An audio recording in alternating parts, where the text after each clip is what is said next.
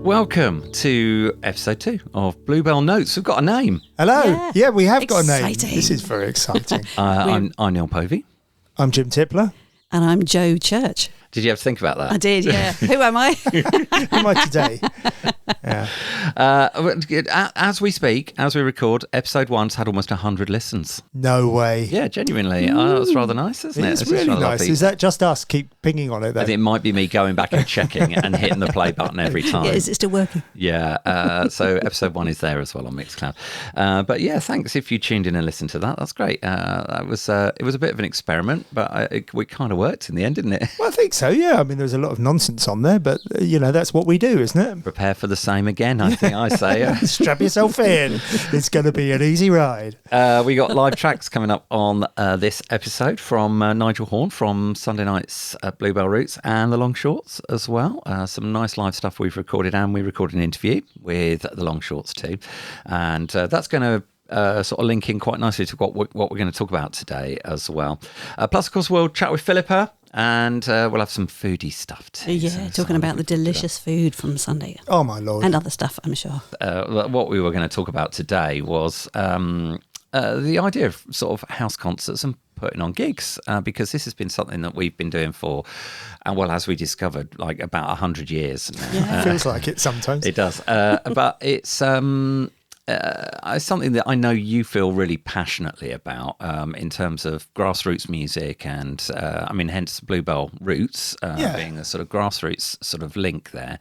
And it links in nicely with the Long Shorts because Chris does a similar sort of thing, doesn't he? He does, yeah. I mean, we'll hear in the interview because Chris talks about it a little bit. Yeah, about what they do. We'll cover some ground now. But Chris runs a really nice Facebook group. But it's a great group because there are lots of people on there who run house concerts and small gigs, and each one is a bit of an inspiration and a bit of a prod and a push for everybody else. Yeah, definitely. I think. And I think, and what's really interesting about it is that there are different ways to do it, and people do it in different ways that's successful for them that wouldn't necessarily work successfully for someone else. Our formula wouldn't work for Chris necessarily, and his formula wouldn't work for us, but it works because it works in a way, and it's really interesting to see the different ways that people do it.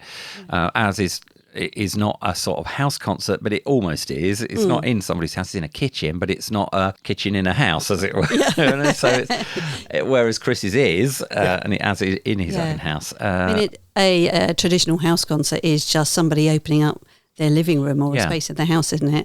And inviting friends to come and hear music. Exactly, yeah. Which I've done here. I did it for our anniversary about 5 years ago. I had the self-help group. I've got their T-shirt on today. And that's a good plug because they're the next ones up at Bluebell Roots, aren't they, in September, yeah. And they came and played in our lounge. I put them in the tiny end as well. There's a lot of them.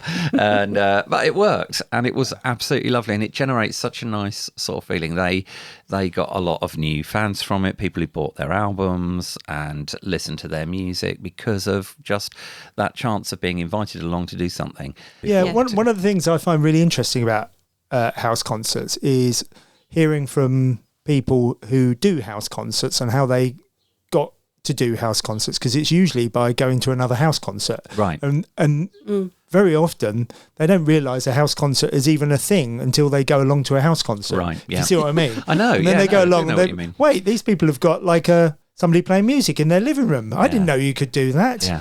It's almost that, and I think that that's how Chris started doing it. Yeah, it seems a bit of a no-brainer for some of us like me, who are my family have always sort of sung and played piano and shared songs in the living room, and my dad used to play grew up in Victorian times. Yeah, absolutely. Yeah. We were lucky before they had a wireless. Oh, wireless. Yes, it's going back to making your own home entertainment, isn't it? Well, it kind of is in a way. Yeah, you're absolutely right, and that's the beauty of them. My one caveat with that is when we've had photographs done at a house concert, because people relax, right? And sometimes relaxing. Do you mean they get drunk?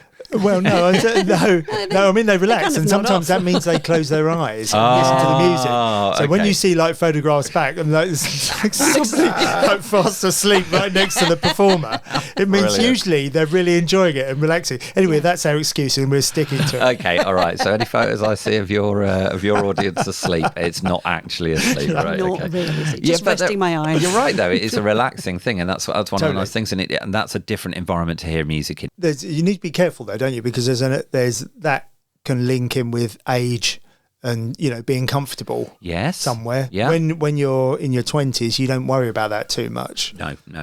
Or you put up with it. Yeah. When you turn late 40s, 50s, 60s upwards, you want to sit down. Yeah. And you want to know.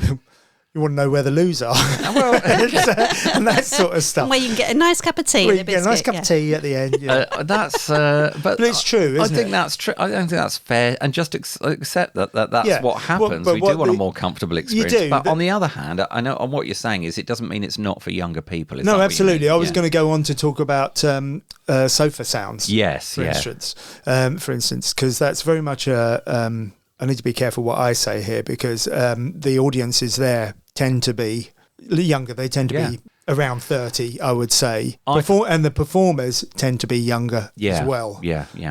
So it's a very much a younger platform. For sure. So far as in Songs from a Room is the, I think is what it stands for, SOFAR, right. Isn't it? And that was the idea. I think they probably got it from seeing house concerts taking place. Yeah, totally.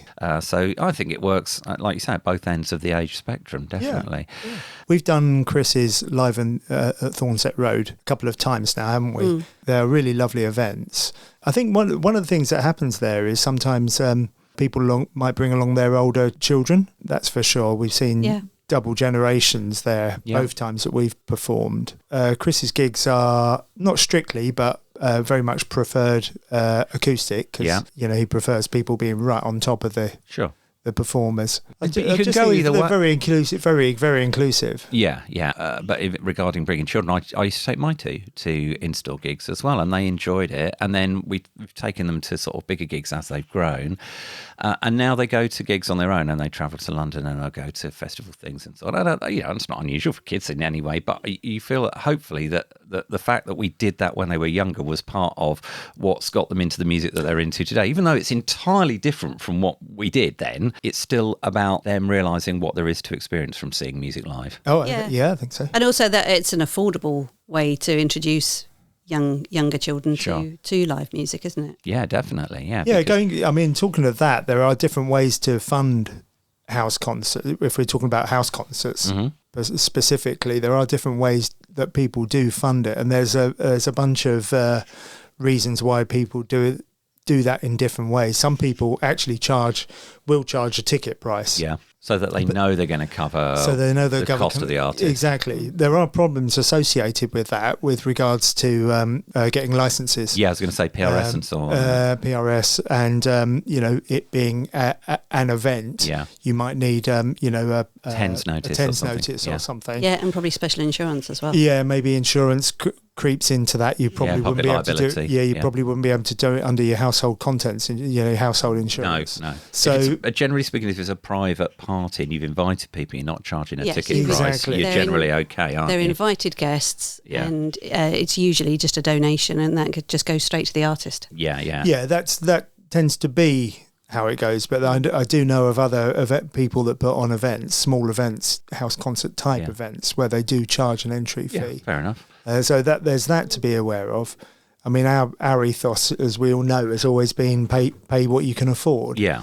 And Chris I know that Chris does a similar sort of thing. I don't think he actually uses those words, but he does a donation. Yeah. And I think that's a good way to go. Yeah, and like you say, that means it's also more accessible in terms of people can still come along and feel like, okay, I can't put in what the recommended is amount, but I want to donate something. Yeah. And people feel that they've made a contribution towards the artist. And because actually now with Bluebell Roots and probably with LATR, with Live at Thornset Road, probably got to the stage where it's not just local artists that are coming. We're starting to have people who are from much further away coming along, and so obviously the cost of that is not just paying them for their gig, but it's also their travel expenses and so on as well. So the artists do need to be fairly reimbursed if they're coming along and doing a performance, I'd say. It's a really good way of getting, and this sort of pay what you can afford is a really good way of actually getting an audience there, so that you might not necessarily have everybody there paying the full recommended donation, right? But you've got a full house. Yes, yeah, and that's really important. That's very for important the for artists artists. as well. Yeah. I mean, turning up to a room where there's 5 people, I imagine is quite soul destroying, and I'm sure most artists will have stories of having done that.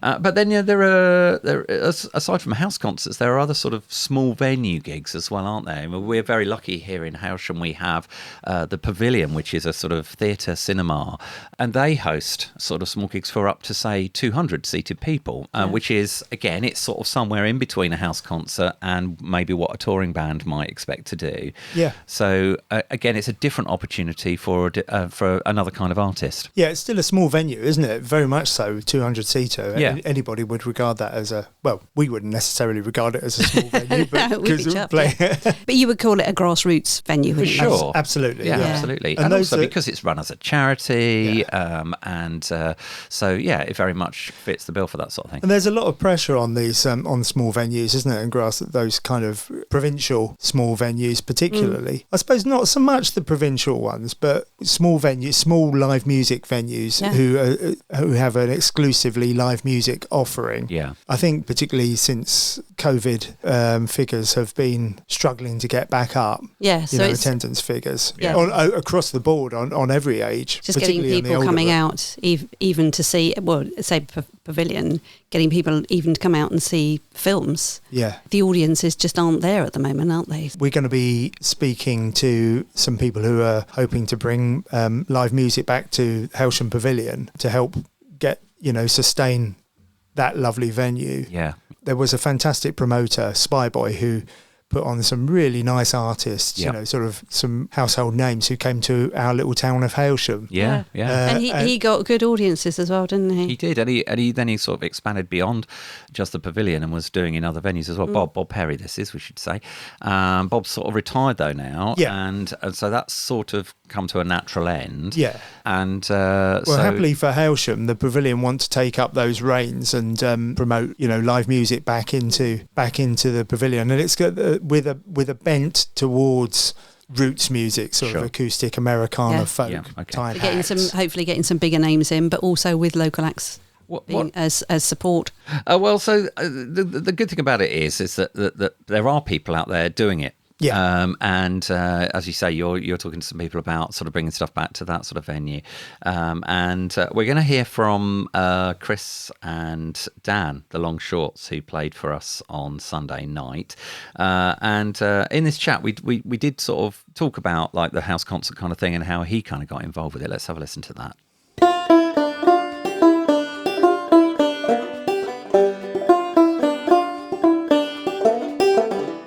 It's 10:05 on a Sunday evening, and we're here with the Long Shorts, Dan and Chris. Good evening, gents. Hello. How you doing? Hiya. Very well, thanks. Excellent. You've just finished playing. What did you make of Bluebell Roots? It was great.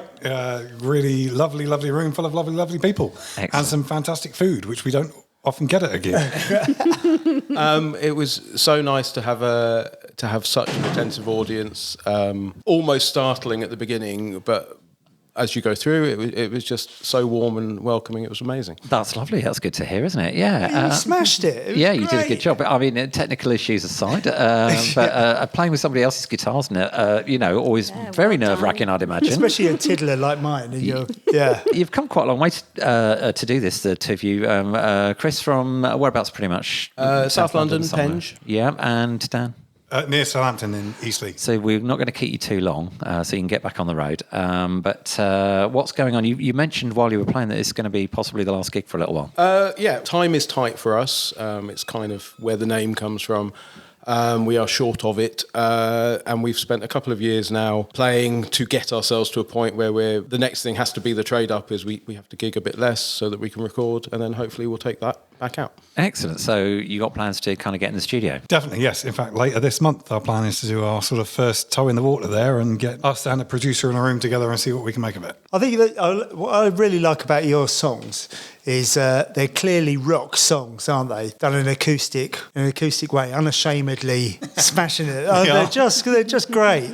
We keep playing with the genre and sort of what are we and the whole identity of the Long Shorts piece, but we always circle back and just land on acoustic rock. Yeah. And they're rock songs and you know, in our youth it was all about loud guitars and drums, and we don't have those things now, but we still have the rock. So do you think when you're recording, are you going to go just keep it as sort of acoustic, or are you going to sort of have a lot of production in there? And there was an overdrive pedal tonight, wasn't there? So is that a portent? Good. That's a new toy. Yes, we're talking about that. We're trying to do all that planning now. We don't want to lose the sound of what we do live, but we probably will add a little bit. On other nights, I use a wah pedal as well, so it's fun. It's acoustic. How about reliving that kind of teenage dream kind of thing, maybe? That's right. Yeah. Now, Chris, as well, you're involved in putting on live music events yourself. We talked about it a little bit in the last podcast, live at Thornsit Road and other things that you do at the brewery.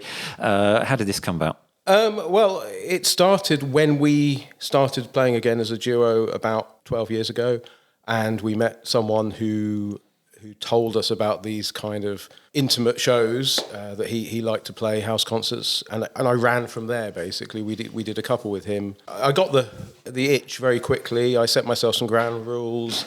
Wanted to have original songwriters because I didn't think there was much of a stage for them, and felt there were limitations, but was amazed by how many artists gravitate very strongly to that opportunity. That kind of grew from there. And you've played, Milton Hyde have played. Yeah, I mean, this is the downside that Chris hasn't mentioned. Sometimes you get middle-aged folkies turning up in the middle of South London expecting to play a gig. House concerts, I think they're the way to go, really.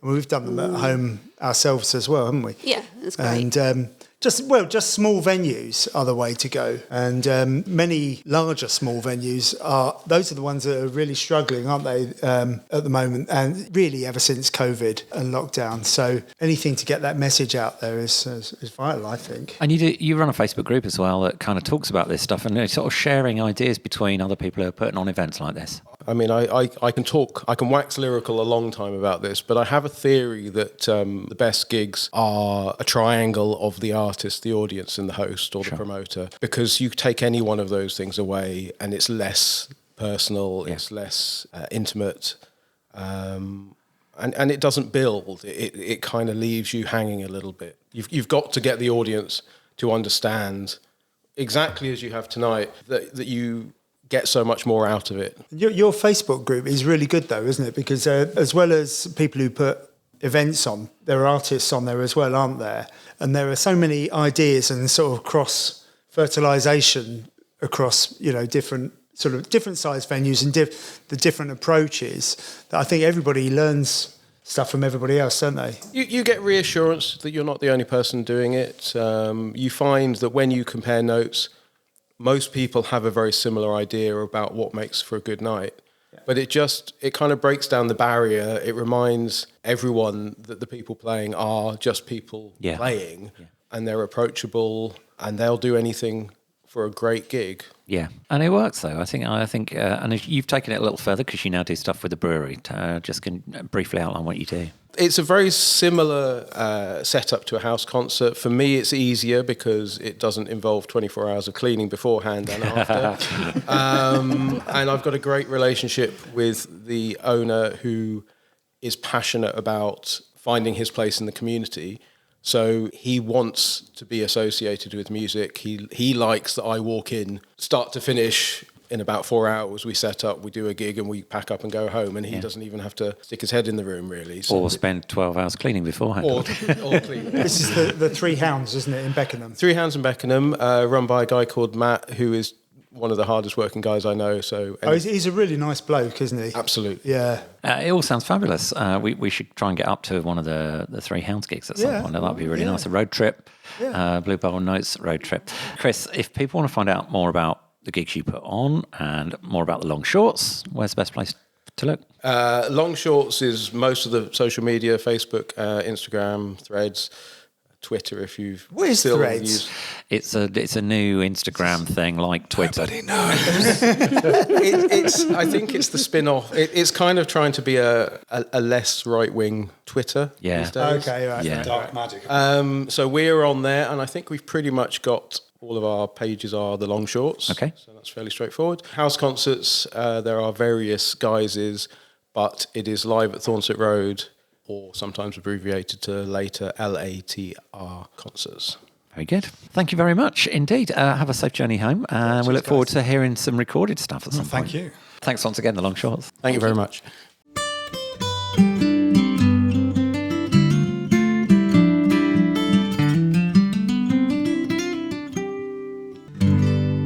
That's the Long Shorts, Chris and Dan, who played for us on Sunday night. We're going to hear a live track from them now, which was one that they got us all to join in with, which is great fun. So let's hear that. Yeah, be prepared for a real earworm. A sing-along. Yeah, you will be. It'll be going in your head for days. So, are you ready for a sing-along? Yes? This is easy. We are, we plug ourselves. We try to describe and define ourselves quite often, and we always kind of go around in circles, never really land on anything. We're definitely acoustic. I don't think I'd describe us as very folky, but we do storytelling. We'll come on to that in a minute. It's kind of acoustic, rocky, rock and roll stuff. Anyway, this is a very rock and roll song. And all you've got to do is do this. You ready? Na na na na na na na na na na na na.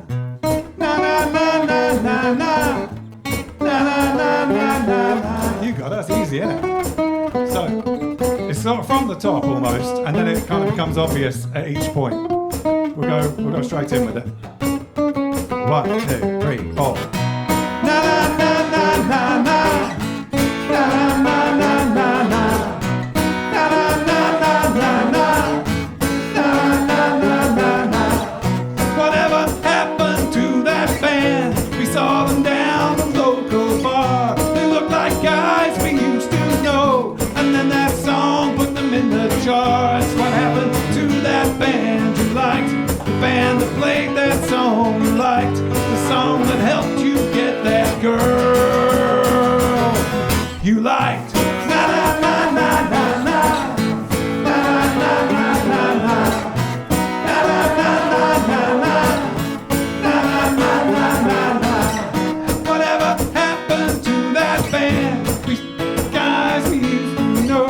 They were the soundtrack to good times. We'll go the extra mile. What happened to that band you liked? The band that played that song you liked, the song that helped you get that girl you liked.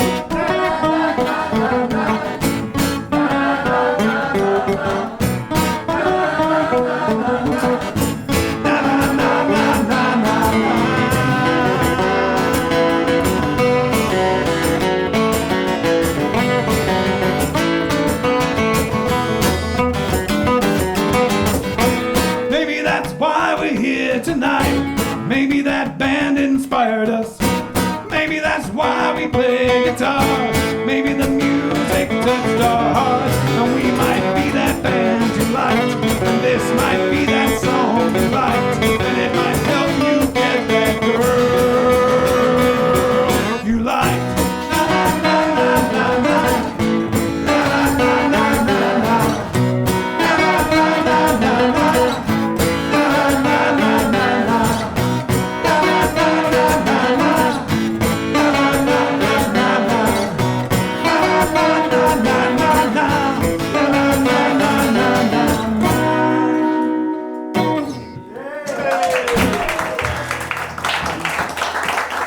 Thank you very much. Oh, you're fantastic. Thank you. We need them on the album. Well, we're not absolutely certain of the title of that song, but it could be Na Na Na Na Na Na. Could be, yeah. Or could be. Do You Remember, or something like that. Yeah. But great stuff, and everybody, obviously, as you could hear, really enjoyed it. A cracking night with the Long Shorts on Sunday night. Check them out there. It's just the Long Shorts on Facebook and thelongshorts.com or .co.uk or something. It's going to be one of those. Yes, just search for We the should Long have done the Shorts. homework.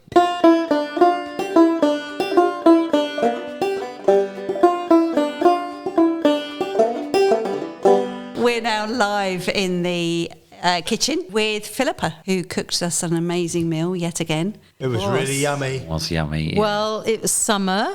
And obviously the barbecue was out, so we cooked some of Michael's hogget. We butterflied the leg of lamb, or hogget, and put some seasoning, some coriander, cumin seeds, and sea salt and pepper. So that was smoking away outside. And of course, then to go with a summer menu, we had a lovely tart, which leeks from the garden, some tarragon, and then some lovely summer salads. And it always looks like a feast as well, because you have these beautiful dishes. You've shared some, haven't you, on your Instagram, actually, Philippa? Oh yes, yes, Sharon. Sharon took a few photos on the night of what was cooked. So if you go to Philippa Vine Cooking on Instagram, we'll definitely be able to see those. What kind of salads did we have? Because it was a bit of a mix, wasn't there? Yep, I pulled up some beetroot from Michael's brilliant vegetable patch. I love beetroot. Oh, good. Well, they're really big whoppers.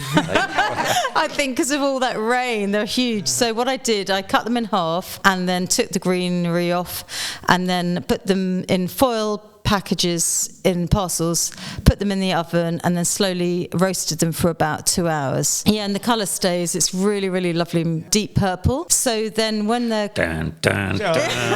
So knew you were going to do that. And then, so I think visually, okay, I've got these deep purple beetroots that which Marilyn brilliantly sliced, and then I put beetroot love a little bit of sweetness, so I put some balsamic vinegar, and then I put a load of olive oil in, and also they love some fresh basil, which is growing in the greenhouse, because the tomatoes are a little bit shy of coming red at the moment, but they are coming there because we've had a bit more sun, and the smell of fresh tomatoes is unbelievable. It's so delicious. It is a very particular smell, isn't it? And it's not tomatoey. Yeah. There's a smell that comes from the leaf, isn't there? Yes. I think it's so that's what went in. Really simple for the beetroot salad. So the green went really well with the purple, and then what other salad I did? So it was a carrot salad, and I put some fresh coriander in that, which is growing, and that's growing really prolific on the vegetable patch.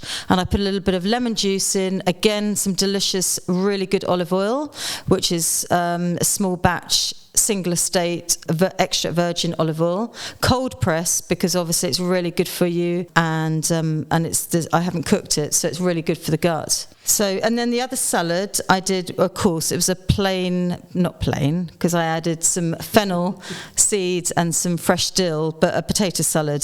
Okay. And then we got this fennel growing on the vegetable patch. So it's not the globe fennel. Mm-hmm. It's the herb, and they're most beautiful flowers, and they're really floral as well. So I add those to. They look like stars, so I add those as well. So that's for garnish. They're delicious, a real punch. What colour are the flowers? They're yellow. And we've got a new addition to our garden. So we've been asked by Dean Place. They've got some most amazing bees, and they've asked me to have some more hives. Oh, that's cool. So they're loving the fennel flowers, and also the courgette flowers as well, single flowers. Anyway, it's really exciting, because last week they pulled off some of the honey from our hive, and they said how floral it was. So I'm sure it is all the lovely flowers that are growing on the ground. I mean, they're all weeds, but actually they're not. They're feeding the bees, basically. Yeah. I want to ask about food waste, actually. It's kind of important for people to use as much as they can, isn't it, of what... if they go to the supermarket and buy a load of carrots, I mean, at least, the very least is, you could do is like make up some vegetable stock and put it in the freezer, I guess. Yeah. But I mean, obviously, if you buy organic fruit and vegetables, then you shouldn't really need to peel them if you just wash them really well. Yeah. So that's another thing for saving. That's true. So. And then obviously going back to the stock, so you need 3 ingredients. You need the carrots for the sweetness as well. And then some peppercorns and a bay leaf, of course. And don't waste stalks from your parsley. They've got a great flavour, so I freeze them. If I've got a load of stalks that I haven't used in cooking, then they would be amazing for the stock pot. Babaganoush. That was the other thing on Sunday, wasn't it? That's a new word in our family because we've got a greenhouse now in the garden, which is really making our basil and tomatoes, and we're growing aubergines. Jade's mum actually started us on the aubergine plants. She's a great gardener as well. She's brilliant, so she's been a real help and giving us lots of advice. So again, on the barbecue before the lamb went in, we smoked the whole aubergines and to get a really deep smokiness. They were proper smoky. It's so delicious. It's so delicious. And our son Henry's been really perfecting this because he's got a lot of patience. So he puts them on the barbecue on quite a low heat and all that smokiness. And then when they come off, all you do is add some tahini, which is sesame seed. And it's so good for you. It's high in calcium. We know all about tahini. Do you? Yeah. Oh, good. Tahini every day. Lemon juice and salt and pepper, and you just blend it all in your food processor, and that's it. Oh, it's totally. So it's but good. You can make it at home, can't you? Because you can just chuck them under the grill, can't you? And basically, you just grill need them. to char you them, char don't them, you? don't Yeah. you? Yeah. So basically, you need to burn them. And then to make it go further, you can add some white beans, cooked cannelloni beans, just to bulk it out with the aubergines. Oh, brilliant. Well, there you go. Well, maybe we should publish a babaganoush recipe. Yes, I love the name babaganoush. It's Baba. great, isn't it? Yeah, it's a lovely name. And it was, no matter what it's called, it tasted delicious. That's the thing. That's good. But it's really easy to do, isn't it? Yes. Everybody can do babaganoush because we thought it was going to be like really difficult. And no, it's so easy. Now, you've been mentioning loads of stuff that you used from the garden in Sunday night's meal, Philippa, but also you mentioned the new greenhouse. What else have you got growing at the moment?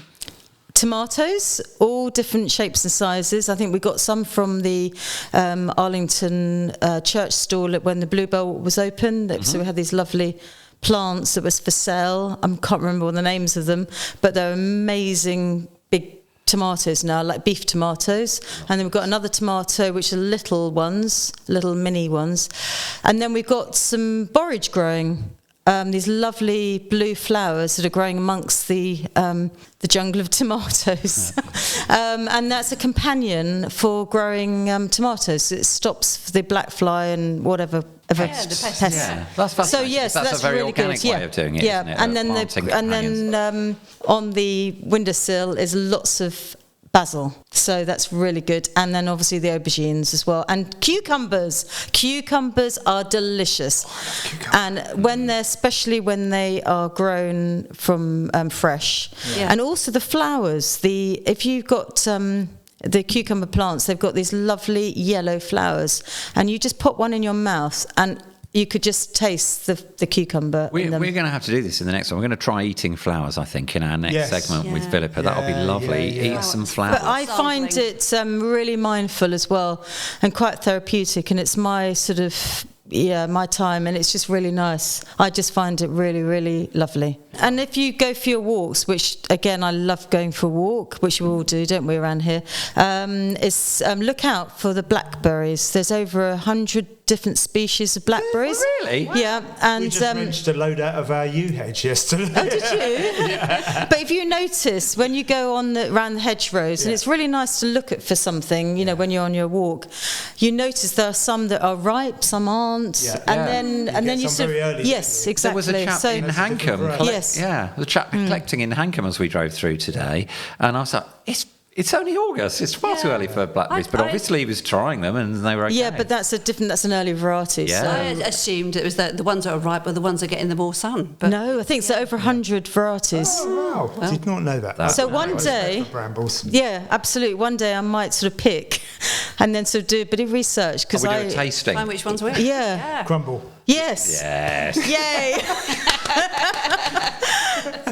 Sounds perfect. Fab. Okay, well, look, so next time then perhaps we'll cook up a storm and actually try some stuff while we're recording. That sounds lovely. And elderberry syrup. Elderberry syrup? Yeah, but that'll be the next one. I'll tell Is you that the something recipe. you make? Yep. Wow. Oh. With the Elderberries are coming out elderberries. now, aren't they? I know, all the colours, the change of colours. So yeah, I'll tell you about that and then we can give that recipe out. Sounds brilliant. Lovely. Thank you, Philippa. Thank you. Thank you. thank you very much. Thank you.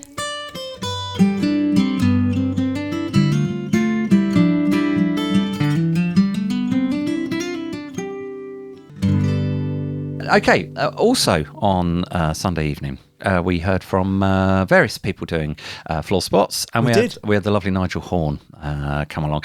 Nigel plays acoustic guitar and does these marvellous instrumental pieces, often inspired very much by nature, I think. He talk about he's taken a walk and he was kind of inspired by that. Yeah. There was one on Sunday he played which was all about the west coast of Scotland. I need to talk to him about that because that's where I spent my childhood holidays, and so I must. I like the one that he does nightjar. Oh yeah, because he didn't know that he'd only heard the word nightjar. He didn't know that it was a bird. Oh wow! And he thought it was like a jar, right? That contained the night, which is very cool. Oh, I like that. Yeah, I like that.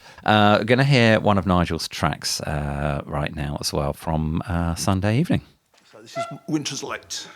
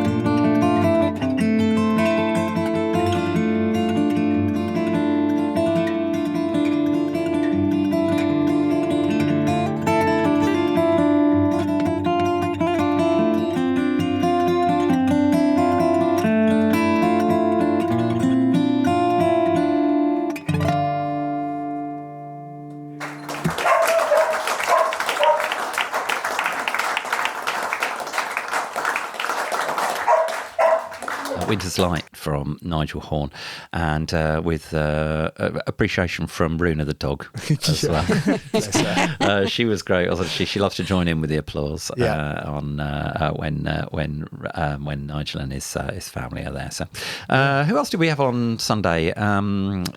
Just Lou and Rob. Yeah. Just Lou and Dave. Yeah. Just Lou and Dave. My mistake. Oh, that was lovely, wasn't it? Yeah, their first song that they did was just like, I don't think there was a dry eye in the house. Yeah. Lou's voice is it's just I think it takes you aback when she starts to sing, doesn't it? To start, and you're like, I wasn't expecting. And they're so good together, those two. It's just brilliant. So we won't hear that this time. She was very nervous.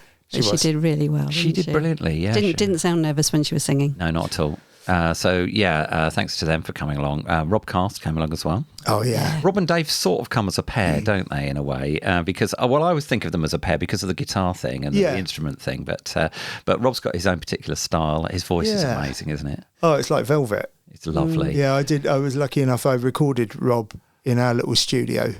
a few months ago for an album, for one of John Bailey's albums. Ah, right. That we put together. The I can't remember what the theme was. It was the Christmas album, wasn't it?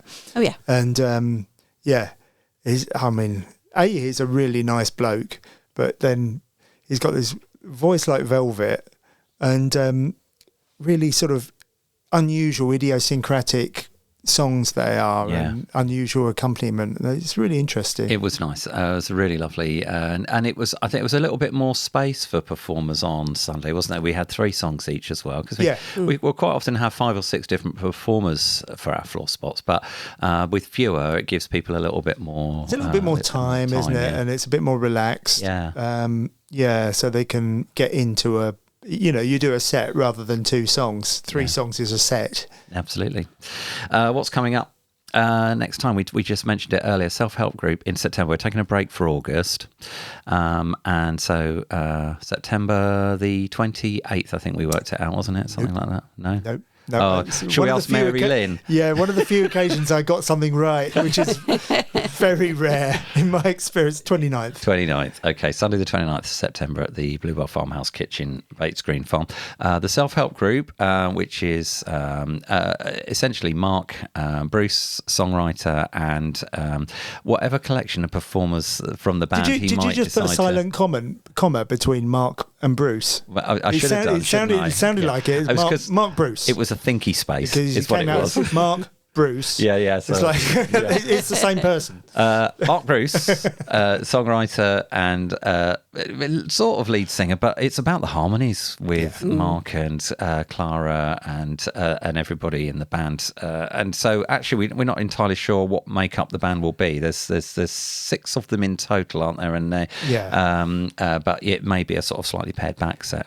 Well, we do generally say trios are a maximum. But then we've had the Cheer Up Mollies. on Matt's. It was like 8 of them the first time they performed. If the weather's nice, maybe we'll be outside. Who knows? Yeah, absolutely. I don't know, it's September. I mean, you can't even guarantee it in July and August at the moment. So, well, that's it from this episode of Bluebell Notes. Hope you've enjoyed this. If you like it. I have. Have you? Yeah. Me too. Have you enjoyed I was just thinking we should say while we're having a break in August is because there are 2 other local events, aren't there? Good Either point. side of when we would normally be doing this. Indeed. Yeah. There's the music at Woodside, isn't there? Yep.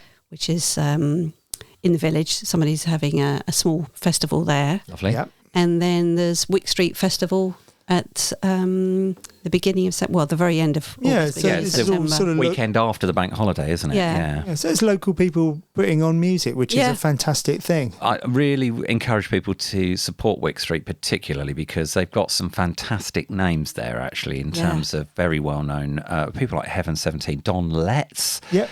The Dirty Moonshine big band are going to be awesome, I think. That's a proper dance party kind of thing. Dirty Moonshine big band, yeah. But Don Letts. Yeah. I mean... sort of playing in a field near where we live.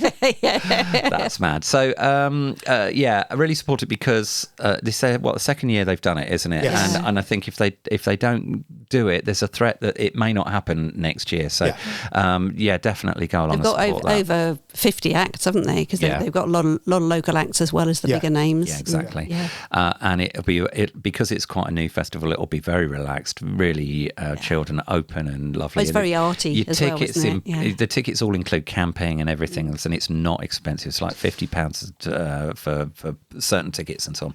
So the Wick Street Festival that weekend as well. So that should be brilliant, and we'll be back in September. Well, we'll be back in October, I guess. Well, for us, yes, because in terms of the Bluebell Notes, Bluebell Roots is back in September. Try and do it a week after the Bluebell Roots. Yeah, indeed. What I was going to say was subscribe, because that's what they say on YouTube, but we're not on YouTube, and we're not on one of those places that you can actually subscribe to our podcast yet. It's on Mixcloud. But like it and share it. There you go. Yeah. Share it if you like it, if you've enjoyed it.